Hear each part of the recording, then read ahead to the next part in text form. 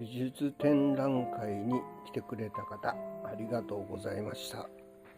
スタッフや先生方、お世話になりました。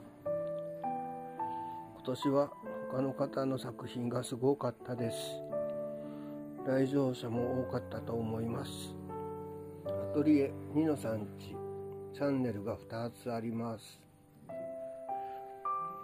壁飾り貼り絵ニノさんとニノニノチャンネルです。よろしくお願いいたします。